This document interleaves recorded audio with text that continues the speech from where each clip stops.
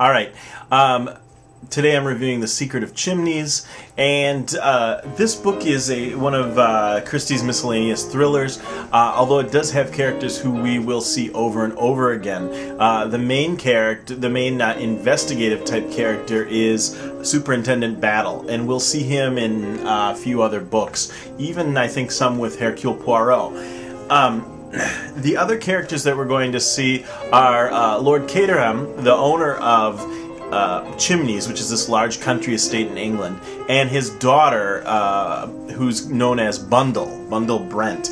And this is a very lighthearted thriller, and the characters, from what I heard, are inspired by P.G. Wodehouse's characters. Apparently Agatha Christie was good friends with the author of Jeeves and Wooster, and in this book she's kind of trying to infuse a little bit of that madcap, devil-may-care attitude of these, bright young things of the 1920s.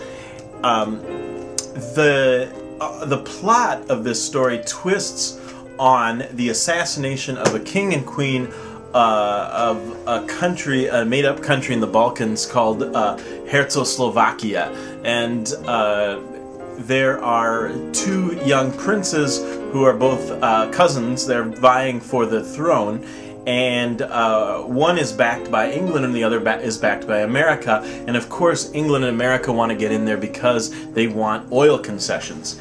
So the whole mystery is kind of centered around this trying to find out who is going to become the next king of Czechoslovakia. But there's also a mysterious character running through the story who goes by the title of King, even though he's not a king, he's a crook, and he's generally trying to stir up trouble and unrest.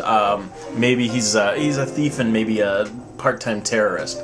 Anyway, the story itself is very English. It's an English country estate. Bundle's father, Lord Caterham, is probably the largest source of humor in this story, because he has a lot of very strong opinions, particularly about foreigners. Again, there is a string of racism that runs through here. At one point, a character, the character who turns out to be the heir to the throne, is reveals that he's married, and this character had been living in Africa, and one of the characters says, "Oh, good Lord, you didn't marry a black woman, did you?" And he assures them no, as if it's some horrible thing. All right, so we can't let Christie off on this one.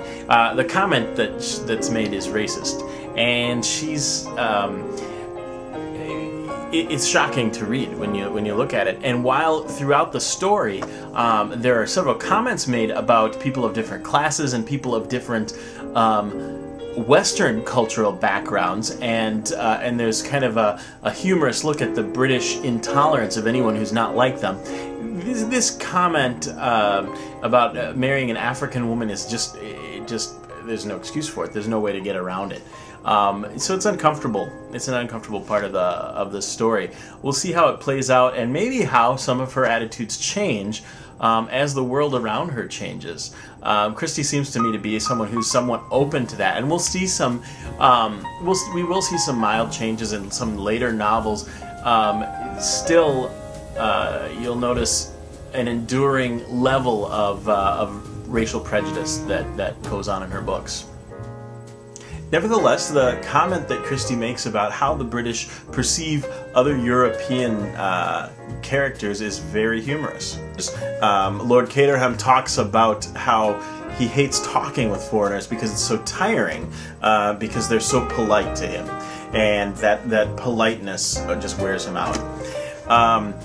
The story begins. Basically, a young man named Anthony Cade is a tour guide in Africa, and a friend of his says, "I've got these memoirs of the assassinated king of Czechoslovakia, and there's some publishers in London, and they'll pay you £1,000 and you can take a cut of that if you'll go up to London and bring these. Also, there are these love letters of this woman, and if you could deliver them to her as well, because they're rather indiscreet, and we don't want them to fall into the wrong hands of blackmailers. So Anthony goes up, and immediately upon landing, there are several attempts to steal the memoirs, because the memoirs are thought to contain reminiscences that might embarrass other governments, that might hurt the cause of England to try and push forward their candidate for the next ruler of Czechoslovakia.